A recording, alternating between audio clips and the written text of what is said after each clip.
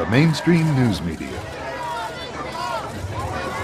While Americans rely on it daily for the latest reports on world and domestic events, a recent study conducted by the Cronkite School of Journalism indicates that nearly 67% of Americans don't trust major media for accurate reporting.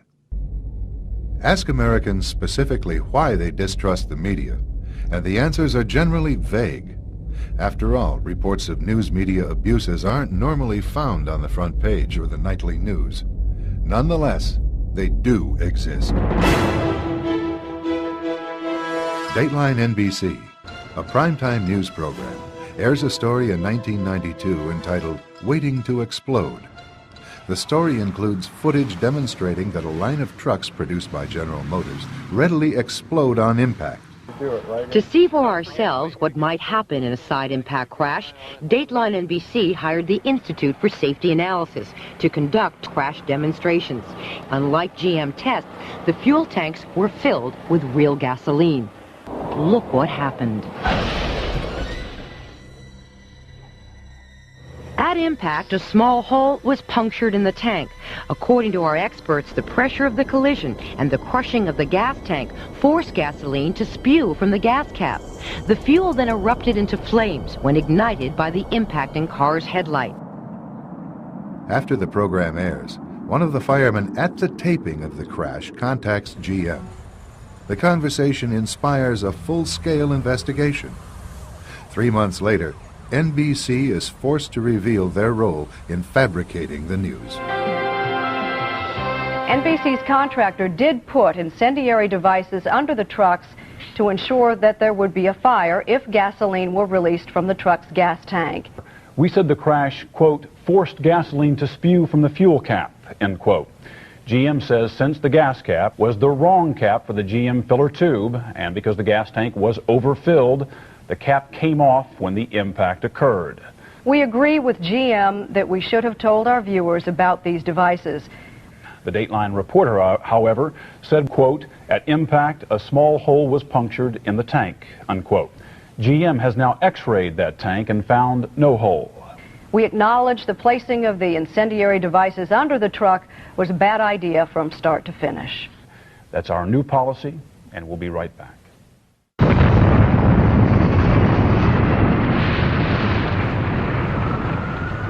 After the 1995 bombing of the Murrah Federal Building, information came to light that contradicted government claims disseminated through the mainstream media.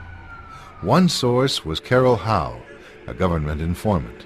She revealed that federal agencies had prior knowledge of the terrorist plot and were ignoring several figures linked to the bombing. Roger Charles is a retired Marine colonel and former correspondent at ABC News. His news team interviewed Howe and obtained confirmation of her testimony. So here we had confirmation from a government representative in Denver with the McVeigh Prosecution Task Force saying, your facts are accurate. So we think we've got a slam dunk story. It will be a piece of cake to get it on air now because we have confirmation from a government spokeswoman that our facts are true. The story was ready to air on ABC Evening News, but to Charles' surprise, the story never ran. A few minutes later, a phone rang. Tom Gerald from ABC 2020 was on the phone to Thrasher saying the story had been killed for the evening. Didn't know why, but the decision in New York was not to run the story on Peter Jennings' nightly news that night. In order for the story to air, Charles reworked it following suggestions from New York. Well, the next morning, Don Thrasher gets a call from New York, and he gives me one of these. I couldn't believe it. I knew what the signal was. The story was not going to go again. In 1990, an age-old conflict in the Balkans erupted into civil war. A multi-sided and complicated overseas struggle was packaged by the mainstream media as a tidy melodrama. The predominantly Christian Serbs were cast as the villains. A key maneuver employed to demonize them involved a photo shoot. The news has always been used to stampede our reason with a perception and emotion.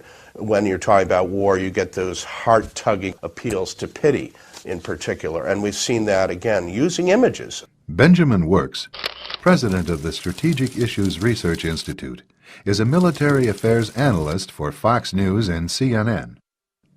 He recalls the emergency shelters set up by the Serbs to accommodate Bosnian refugees.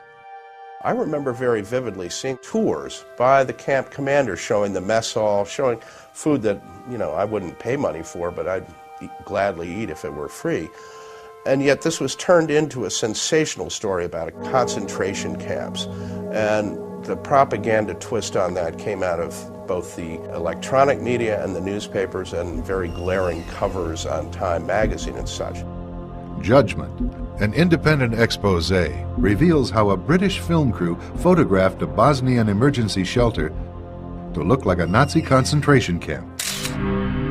The film crew positioned themselves inside a barbed wire enclosure to shoot out at refugees, who were free to come and go as they pleased. The cameras zeroed in on a refugee whose emaciated appearance was the result of a birth defect. We found that all of these allegations of a concentration camp were really frauds perpetrated by the reporters, and in fact, at least one, Roy Gutman, won a Pulitzer Prize for this kind of fabrication. And the image that helped motivate American involvement in an overseas entanglement was a total fake.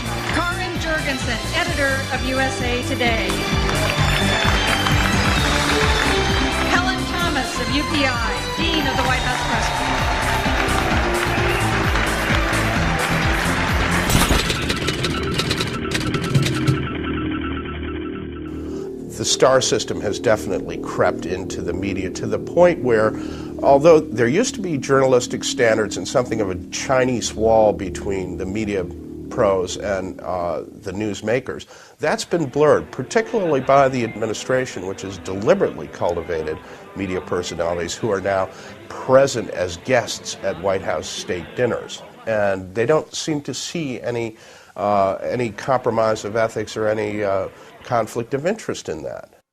The executives, the editors in print media, the senior producers, executive producers in the visual media, these are the people that have the ideological bias, and what's probably almost as important, the personal friendships. They go to the same country clubs, they go to the same dinners, they socialize with a lot of the people that they cover. And yet this is where corruption sets into any system. When the censors and the monitors become friendly with the people they monitor, that's when standards fly out the window. Today, standards in mainstream news reporting have more to do with career enhancement than reporting the truth. Of course, to get ahead in a bureaucracy by giving the boss what he wants, that's how you get ahead. So again, that is indicative of why there's so much homogenization in the media. You know, if you wanted to look at a pyramid, in the first couple layers, the really eager, hard-working young journalists are out there trying to get the stories, trying to make a name so they can move up that pyramid. Well, the further they move up the pyramid, the more they realize that, the outlets really aren't interested in major news that rocks the boat. The boat Charles refers to belongs to those at the top of the pyramid, where the interests of the media outlets are quietly defined.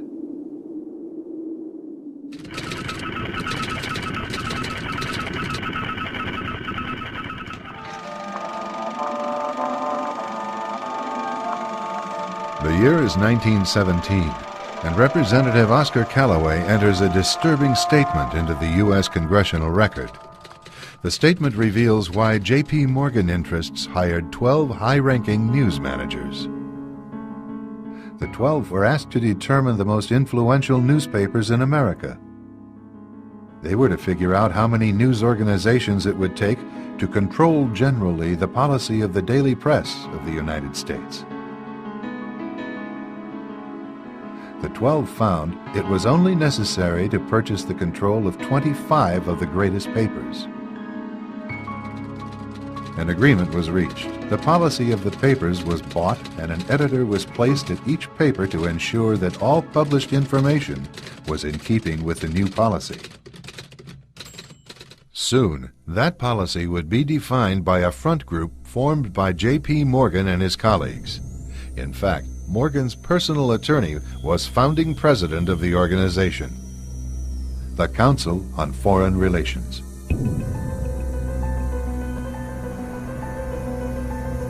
Today, the CFR maintains that its goal is to increase America's understanding of the world.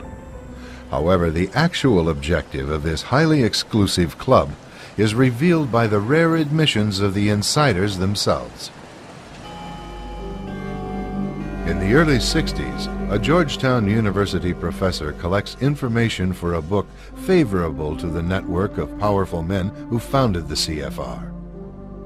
For 2 years, Professor Carroll Quigley is allowed to examine the confidential papers and secret records of this network. Quigley reveals that these men aim to create a world system of financial control in private hands, able to dominate the political system of each country and the economy of the world as a whole. In short, they seek total and quiet control of the entire world. And the CFR is their most visible conduit for carrying out that agenda. CFR members include America's wealthiest tycoons, as well as the highly placed elite in government, academic institutions, tax-exempt foundations, and the establishment media. Ruling Class Journalists, written by Richard Harwood, describes the CFR membership as the ruling establishment in the United States. The Washington Post article boasted that news reporters who are CFR members do not merely analyze and interpret foreign policy for the United States, they help make it. Who are these policymakers? Many of their faces are familiar. NBC's Tom Brokaw, CBS's Dan Rather, ABC's Barbara Walters, Jim Lehrer of PBS, William F. Buckley of National Review, media mogul Rupert Murdoch, owner of the giant multifaceted News Corporation. These media heavyweights, and many others like them, are members of the CFR. Powerful corporations are also invited to become members. At the close of the 20th century, CFR influence presided over far-reaching consolidations of media control. In 1995, CFR members Michael Eisner of Disney and ABC's Thomas Murphy merged their media empires. Soon after the merger, the Disney-ABC empire becomes a CFR corporate member. In the year 2000, the world's largest internet service provider, America Online, joins forces with Time Warner, one of the world's largest news organizations. The CEOs favoring the move are CNN's Thomas Johnson and Time Warner's Gerald Levin, both CFR members. Once again, another media giant is created under the shadow of CFR influence. Today, an elite handful of individuals define the agendas that are supported by the empire of establishment news.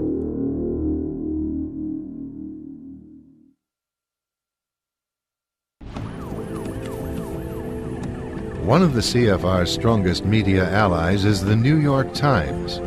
As a major outlet for the establishment viewpoint, the Times has achieved dominant influence over the reporting of national and international news.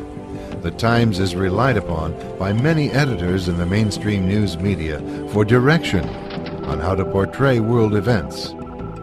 In addition, The Times wire service retails the establishment line to subsidiary outlets such as broadcast news distributors and regional newspapers. Competition between these outlets rests primarily on the style of regurgitating the same message.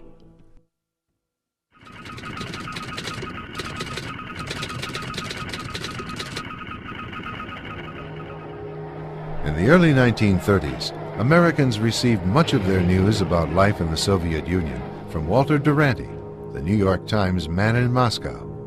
Duranty's articles filled the front pages with gripping stories from Mother Russia. During that period, Joseph Stalin was consolidating power over the captive nations that formed the Soviet Union. One step in that drive called for the forced relocation of millions of Ukrainians. Observing these events on the scene was British journalist Malcolm Muggeridge. He witnessed the loading of thousands of Ukrainians into boxcars. They were being deported to barren regions of the Soviet Union. This program of Stalin's alone accounted for more than 1 million deaths. This is the most terrible thing I've ever seen. Precisely because of the deliberation with which it was done and the total absence of even any kind of sympathy. Duranty's articles in the New York Times sharply contradicted Muggeridge's reports. Duranty went out of his way to dismiss them as bunk or sheer absurdity. During the deliberate famine of 1932 to 1933, more than 7 million Ukrainians perished when Stalin seized their entire grain crop for export. Still in a March 1933 article, Duranty insisted there is no actual starvation or deaths from starvation, but there is widespread mortality from diseases due to malnutrition. That was when his reporting was particularly disgraceful, because he denied that there was any famine. And we used to wonder whether, in fact, the authorities hadn't got some kind of hold over him, because he so utterly played their game. But it didn't worry the New York Times, who featured his reports. Ultimately, the cover-up of Stalin's crimes helped the communist regime gain diplomatic recognition from the United States. William F. Jasper is a senior editor for the New American Magazine. The Soviet Union, like every communist country, was an economic basket case. It could not produce enough to survive. And so every communist socialist state has been dependent upon aid from the capitalist producing states. So Russia was desperate for our aid, both in terms of direct government aid, but also in terms of opening up the spigots for the private capital markets, particularly New York bankers and corporations, to move into Russia in a big way. In 1933, the Roosevelt administration invited a Soviet representative to Washington to negotiate terms of diplomatic recognition. For his news correspondence during the previous year, Duranty would receive the Pulitzer Prize. Another Times correspondent, Herbert Matthews, also covered for collectivism. During the so-called Spanish Civil War in the late 1930s, communists throughout Spain brutally massacred more than 6,000 priests, friars, and nuns. Matthews' dispatches, however, depicted the communists as idealistic Democrats seeking to liberate Spain from tyranny. No mention was made of the communist atrocities. Later, when the Times assigned Matthews to report on Cuba, he crafted an image of an obscure revolutionary as a romantic and idealistic hero, supported by thousands of Cubans. Matthews' stories set the stage for a campaign to bring Fidel Castro to power. As other observers noted, Castro got his job through the New York Times. Meanwhile, Matthews' reports assured Americans that Castro definitely was not a communist. After seizing power, Castro began eliminating all potential internal opposition. Firing squads operated day and night. Matthews' reaction to Castro's slaughtering was callous. Youth must sow its wild oats. Despite his blatantly pro-communist reporting, the Times kept Matthews on staff for over 45 years. The establishment media's backing of Matthews and Durante points to the existence of a larger policy to legitimize communism. Communism is the most absolute form of government, the highest concentration of government. And so you actually have in the communist system a rule by an oligarchic few, a rule by an elite. That is precisely what the Council on Foreign Relations insiders have been pushing for in this country and throughout the world throughout the past century. So there is a natural confluence of interest there, not an antagonism between the communists and the internationalists here in our government. They are both after the same thing. The elite, however, occasionally have a difficult time ruling themselves. At a 1991 closed-door meeting of fellow internationalists, billionaire and former CFR chairman David Rockefeller praised his media allies, but his confidence that his words would not leave the room was later broken. We are grateful to the Washington Post, the New York Times, Time Magazine, and other publications whose directors have attended our meetings and restricted their promises of discretion for almost 40 years. It would have been impossible for us to develop our plan for the world if we had been subject to the bright lights of publicity. But the world is now more sophisticated and prepared to march toward a world government. Redirecting the bright lights of publicity is not the media's only contribution toward such a plan. Up next, discover how support for world government is generated as we examine some of the biggest stories in recent decades. The disturbing truth begins behind the big news.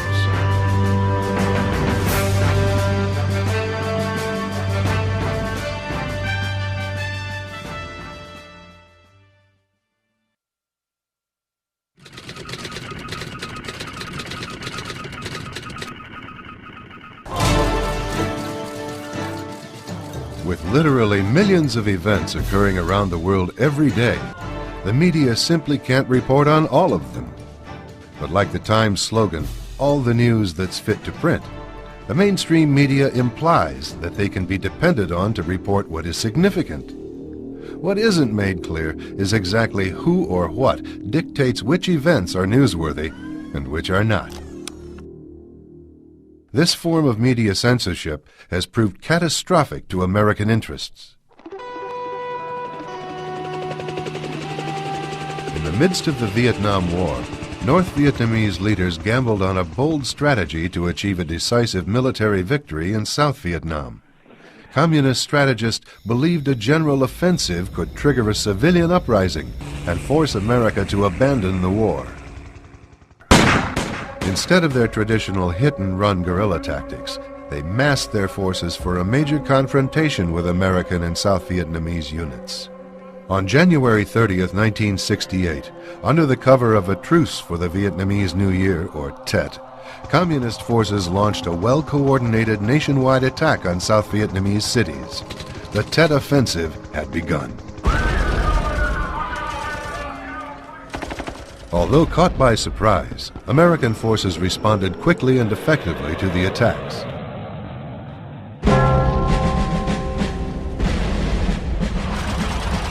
The main force Viet Cong were literally wiped out as a threat in South Vietnam.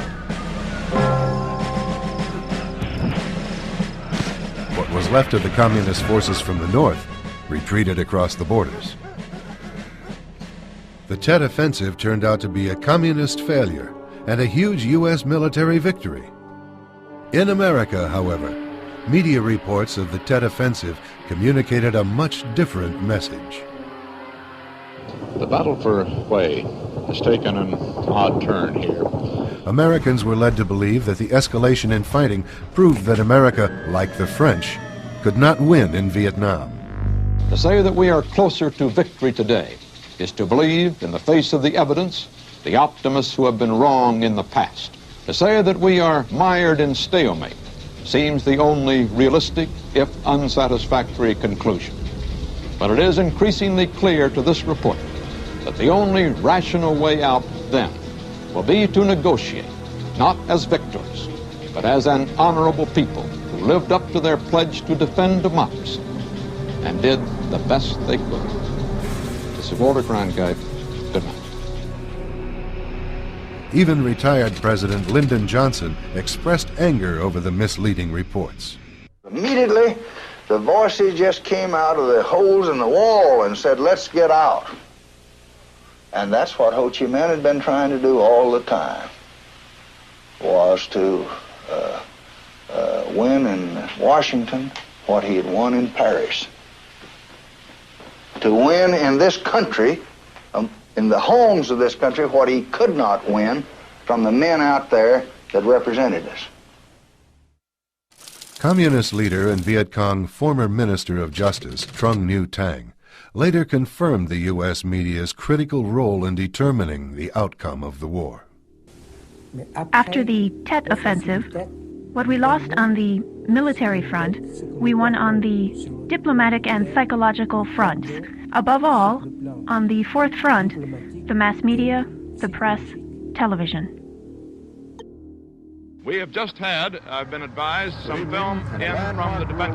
Anniversary of sorts, the meltdown. Even after 3 decades, the performance of the American press hasn't changed much. In 1998, America's attention was focused on scandal in the Oval Office. Public concern over this new round of suspected Clinton wrongdoings finally pushed Congress to act. However, news coverage implied that purely mean-spirited partisanship motivated the proceedings. The great story here is this vast right-wing conspiracy that has been conspiring against my husband since the day he announced for president. Suddenly, for the first time since Richard Nixon, a United States president faced the strong possibility of impeachment. Yet only a handful of viewers would learn the actual reasons why.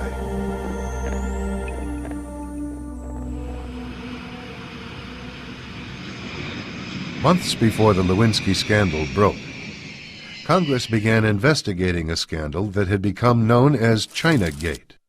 Evidence suggested that the Clinton administration had compromised U.S. security in order to finance its re-election campaign. The Communist government of China was eager to acquire sensitive U.S. military technology and economic concessions. Through international money laundering, China funneled contributions into U.S. election campaigns and obtained privileged access to top U.S. officials. The communist money trail led all the way up to the Oval Office. If these facts were widely publicized, Clinton would face impeachment on grounds of bribery, and perhaps even treason. But the media misdirected public attention. Americans were told over and over again in 1,000 different ways that the only real complaints against Clinton were that he lied about sex. Yet more than a dozen of Clinton's appointees, business associates, and close friends were convicted of felonies since he assumed office in 1993. Many others implicated in the Chinagate scandal invoked the Fifth Amendment or fled the country altogether. William Norman Grigg is a senior editor for the New American magazine. If Bill Clinton had been forced out of office as a result of the Lewinsky scandal, the damage would have been limited to him. And he was disposable to that extent. But if there had been serious attention paid in Congress and by the public to the implications of the Chinagate bribery and treason scandal, there was a whole host of institutions vital to the power elite that would have been implicated. The media cover-up of Chinagate was not simply to protect Bill Clinton. It was to protect the larger agenda that Bill Clinton had facilitated. That was the transfer of enormous technology, critical military technology, to Communist China.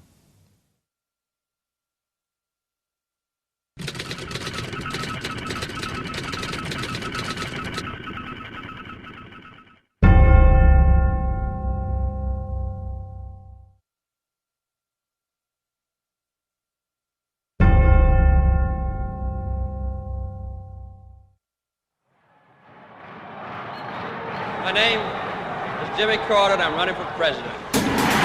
During the 1976 campaign for president, the establishment media gave preferential treatment to an unknown governor from a southern state. One of Jimmy Carter's favorite themes was that if he were elected, he would bring new faces and new ideas to Washington. He repeatedly told audiences that he was not beholden to the Washington and New York-based establishment that had been running things for so long. At a Boston rally, Carter said, "The people of this country know from bitter experience that we are not going to get these changes merely by shifting around the same group of insiders. The insiders have had their chance, and they have not delivered." After Carter was elected, however, he quickly forgot his promise of new faces and ideas. His administration was packed with individuals from the same crowd of insiders that had been running things for decades. For National Security Advisor, Carter selected Zbigniew Brzezinski, a board member of the CFR. Brzezinski inducted Carter into the establishment shortly before the media helped boost Carter's status to national prominence.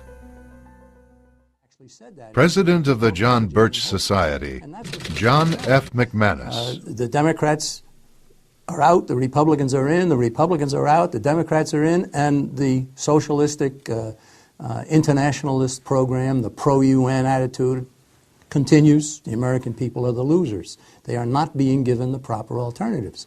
And it's the job of the media to do that kind of thing. We like to think, and people in the media like to think, that they're the ones that dig out the real issues and so forth. They don't. They don't dig out the real issues. There are some areas that are off limits. You're not allowed to get into those things, such as the famous televised debate with Clinton and his Democratic opponents at the primary season in 1992. Here he was, a member of the Council on Foreign Relations and the Trilateral Commission, just like George Bush, but none of the opponents of Clinton for the Democrat nomination would bring it up. Tsongas, Kerry, Harkin, Jesse Jackson, Douglas Wilder, it was ground that they would not touch, nor would the media touch. And it was a perfectly good issue. From World War II to the present, the establishment has maintained its locked grip on the presidency. The subservient media keeps such information from becoming news.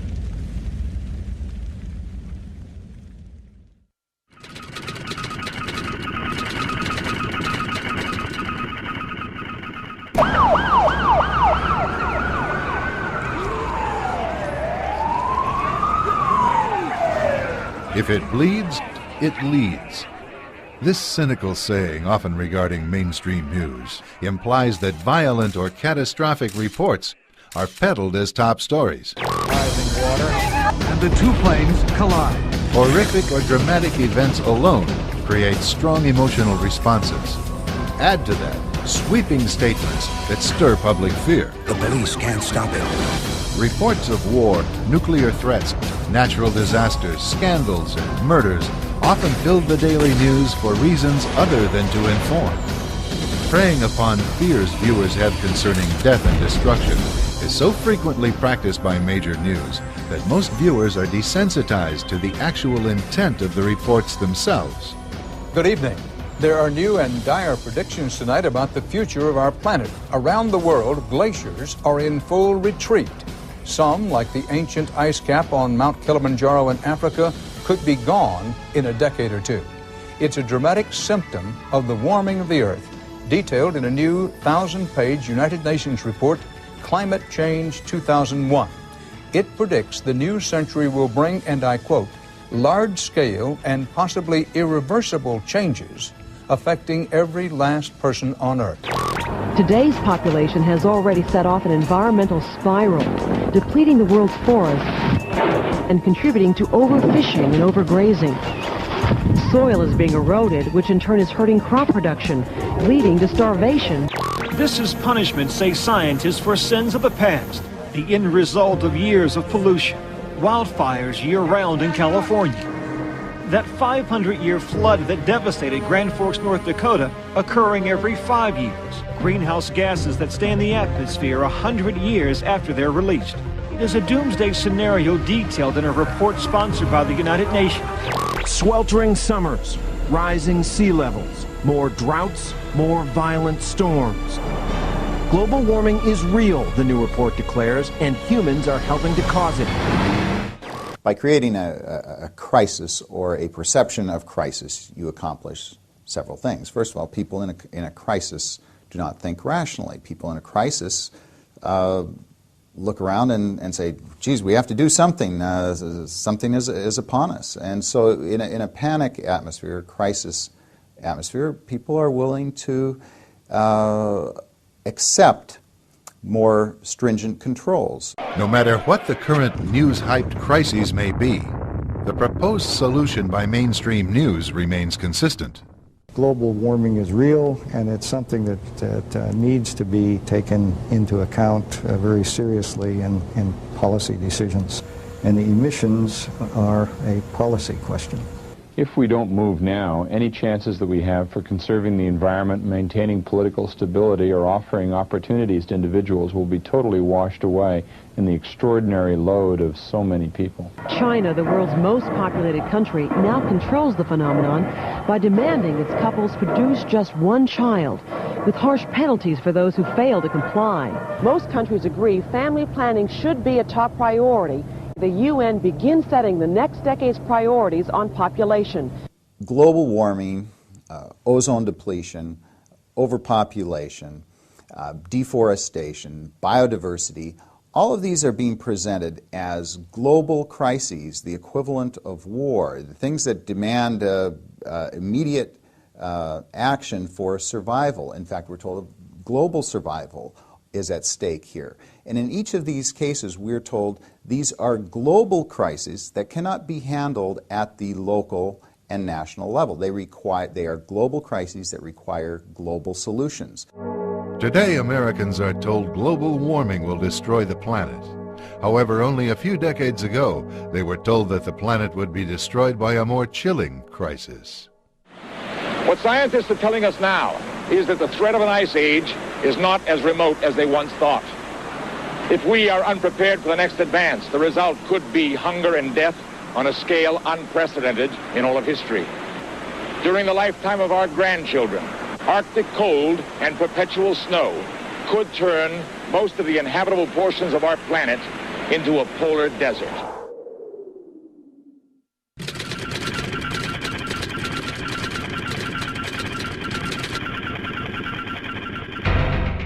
Just as global crises are trumpeted as reasons to centralize government power, the media also manipulates local events to serve that goal as well.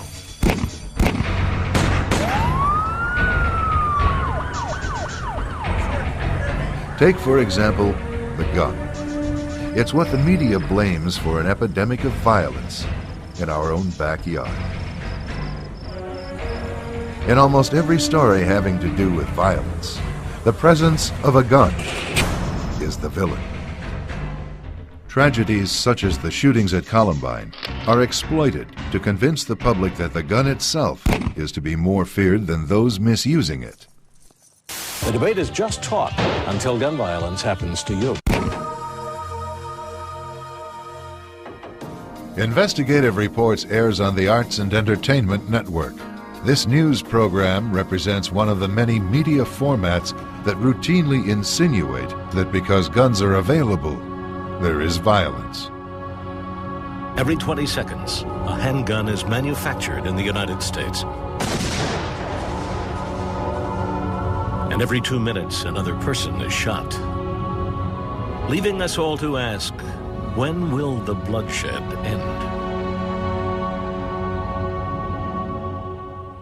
But the media does not blame gun manufacturers alone for the violence. All those who possess firearms must share in the guilt. Responsible gun owners and those using guns recklessly or to commit crimes are lumped together in a single group. Notice how investigative reports edits footage together to insinuate that hunters are linked to urban street violence.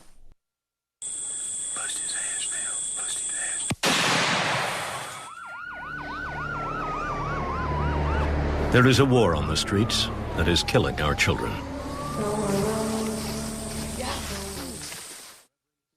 Ultimately, the media supports a revolutionary campaign to abolish the right to keep and bear arms. Further complicating the lives of police officers is a new issue: the arming of the general public. Gun violence has increased dramatically in every sector of our society, but most alarmingly, with children. As a culture of violence persists, its backlash has teens caught in a crossfire. With so many guns in the hands of mostly untrained civilians, officers have no idea what they might face when they respond to a call. It's a recipe for disaster. The media's message is clear. Americans will be a lot better off without guns.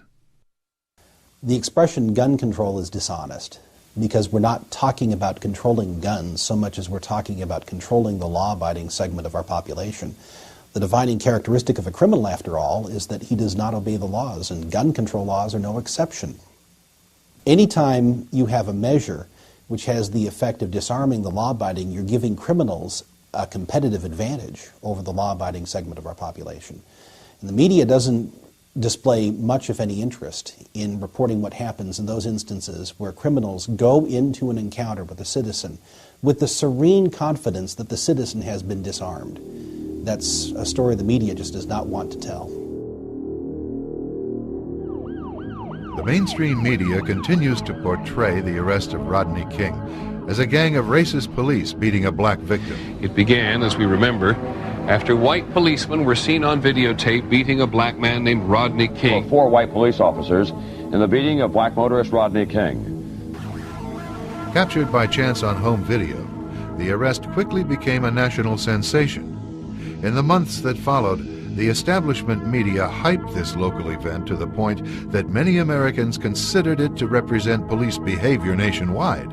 This could be any one of 20 major cities or more in the country. It's a time bomb that's ticking under the foundations of America's major cities and under our country itself. To curb police brutality across the nation. The verdict of not guilty for King's arresting officers served as the match that lit the fuse.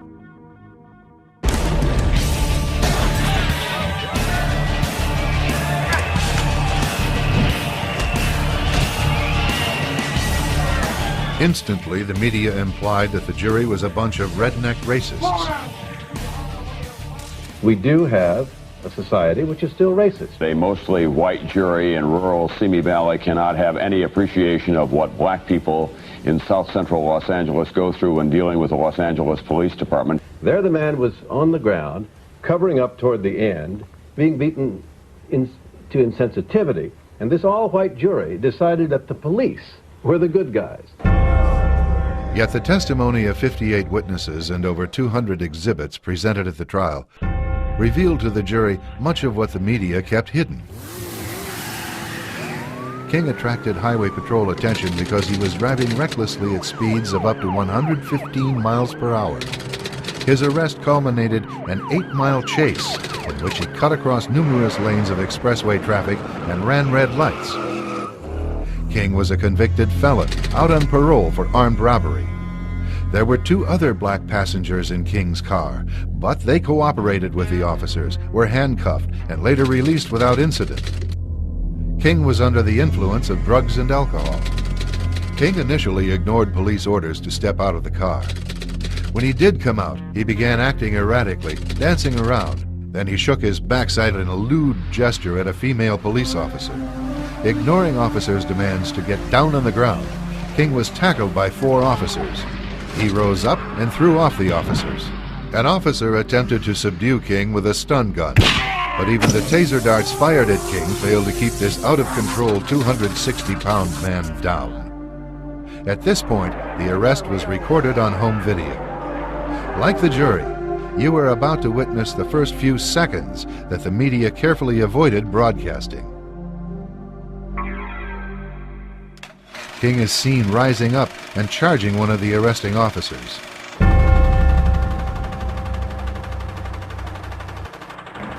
The response of the officers is history. Although people may look at the same evidence and disagree with the verdict, the fact remains: the media withheld critical information from the American people in order to make the facts fit the story it wanted to tell. The story implies that local law enforcement is a failed institution and that radical changes are needed. There's certainly nothing new about the drive to federalize control of local police. This is something that goes back decades. The major media have succeeded to a shocking extent in creating an impression for the general public that local police are not to be supported, not to be trusted, they are to be feared. And that, on the other hand, we can trust implicitly in the federal law enforcement agencies who will come into our communities and protect us against the local police. Local police exist to protect the rights and the liberties and the property of the law-abiding, and they are accountable to the communities that they serve.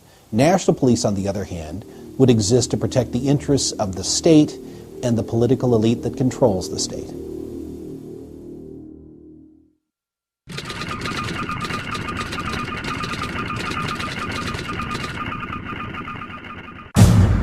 The age-old tactics of revolutionaries is to orchestrate the illusion of popular support for their agendas. Media cooperation is essential to give life to the illusion.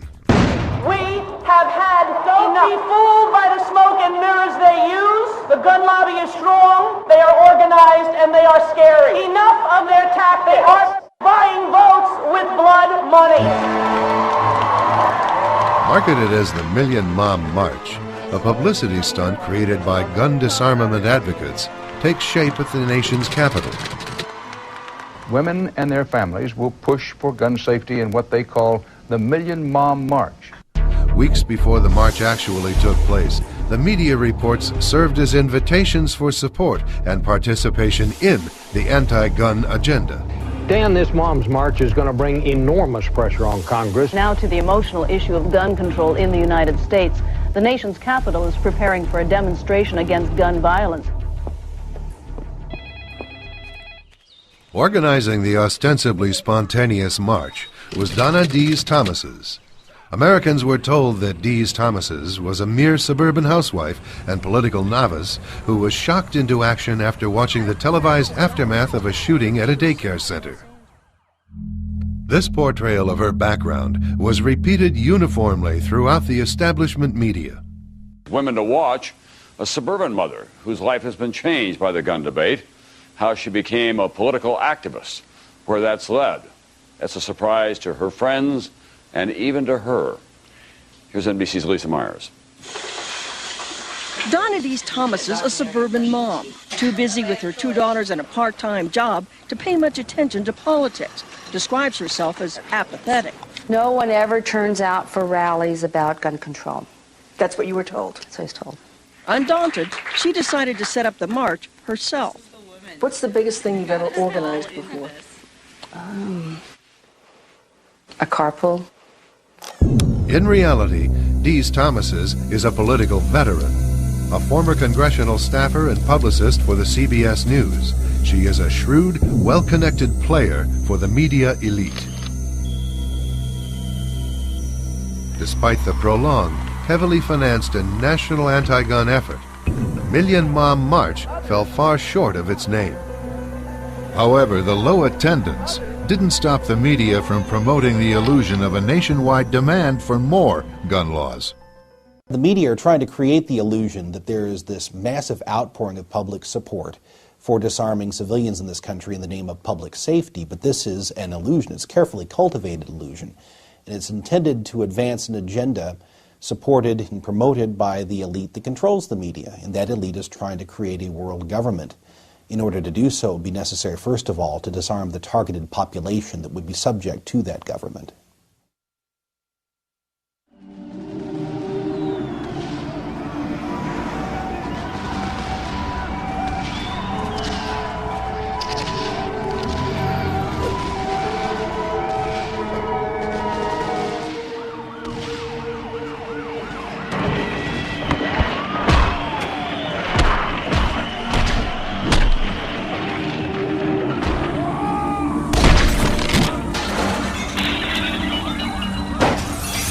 street demonstrators turned the area of the World Trade Organization conference into a war zone. Over 500 National Guardsmen and state police are called in to help restore order in what became known as the Battle of Seattle.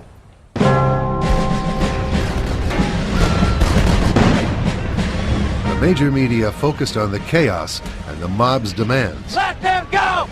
Yet they carefully avoided raising the issue as to how the groups on the street were organized and funded, or whether their leaders might have a hidden agenda. Instead, the media portrays such demonstrations as natural outpourings of genuine grassroots concern. We're just normal people who are tired of the exploitation of multinational corporations.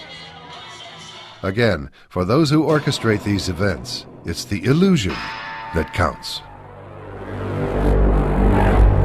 The familiar media melodrama of the anti-globalization movement that we have seen in Seattle and some of the other protest venues is really a classic example of bracketing an issue with false alternatives, because we're told that these are people who oppose the global agenda. After all, they're called anti-globalization activists. Well, what is it that they oppose?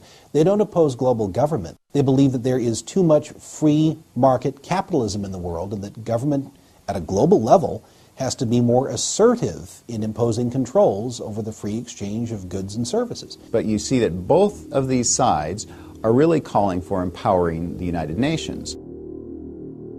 The media further stage manages the illusion of conflict by promoting those designated as the official opposition.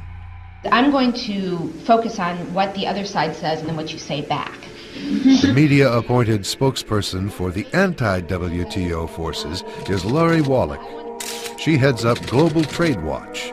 Ignored by the media is the fact that Wallach's organization receives funding from the Ford Foundation, which is closely tied to the CFR.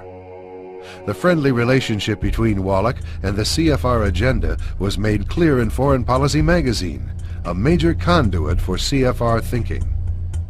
This issue signals media leaders that Lori Wallach should be represented as an expert on trade issues. By ensuring that only false opposition is offered to its revolutionary agenda, the CFR internationalists can't lose.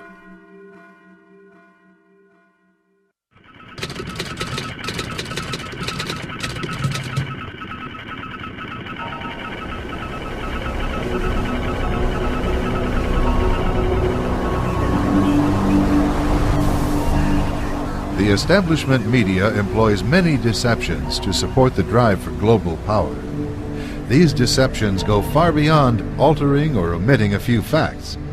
The insiders count on the immensity of their illusions to prevent any sizable segment of the American public from catching on to their real motivation. CEO of the John Birch Society, G. Vance Smith. A basic objective of the insiders, and has been from the beginning, has been to break the will to resist, to convince through their propaganda that there's no hope, that it's inevitable, that moving towards a one-world government, a one-world court system, a one-world military, a one-world currency, all of that is just inevitable. And they present it in a way that, again, convinces, they try to convince that the momentum is so great that it cannot be stopped. But more than once, the insiders' momentum has been stopped. As Clinton began his second term, he chose veteran CFR member W. Anthony Lake for the highly sensitive post of Director of the CIA. But Senate approval would be required first. The establishment news quickly filled its editorial pages with glowing endorsements from fellow CFR members. But many issues in Lake's background should have raised doubts about his suitability for the top intelligence post. Of greatest concern was Lake's long history of associations with groups hostile to American national security.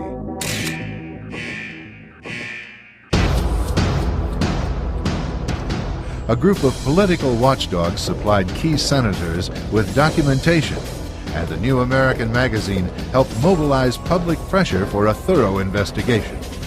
Embarrassed by the challenge to its leadership, the establishment media attempted to smear the organization, leading the demand for the investigation. Lake is a victim of the far right, the New York Times charged. In an error-ridden article in the New American, a John Birch periodical, William F. Jasper dissected Mr. Lake's resume and found a pattern of anti-Americanism. He referred to my article as an error-ridden article, yet he cited not one error in the whole article, and it was clearly calculated to be a major defense and promo piece for Anthony Lake. Despite strong media support for his nomination, Lake withdrew rather than subject himself to serious Senate scrutiny. Victories such as Lake's withdrawal are but part of the solution for reversing the establishment's momentum. To escape ongoing media deceptions, the public must first have a source of regular, reliable information. Many concerned Americans look to the New American. The magazine has a reputation for calling the shots years and sometimes decades ahead of mainstream media.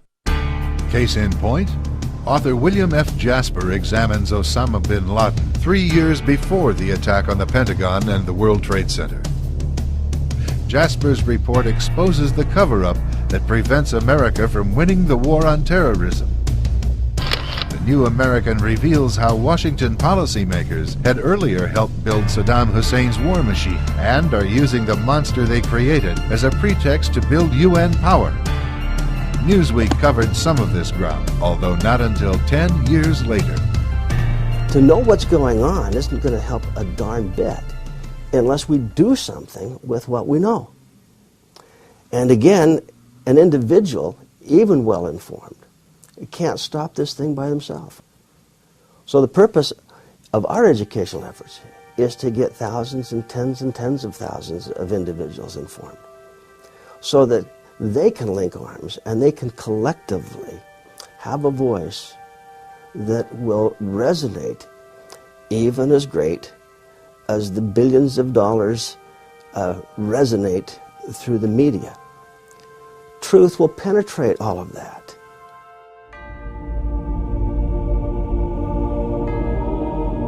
Truth. It's the foundation upon which freedom is built. And it's one of the strongest weapons against the revolutionary agenda behind the big news.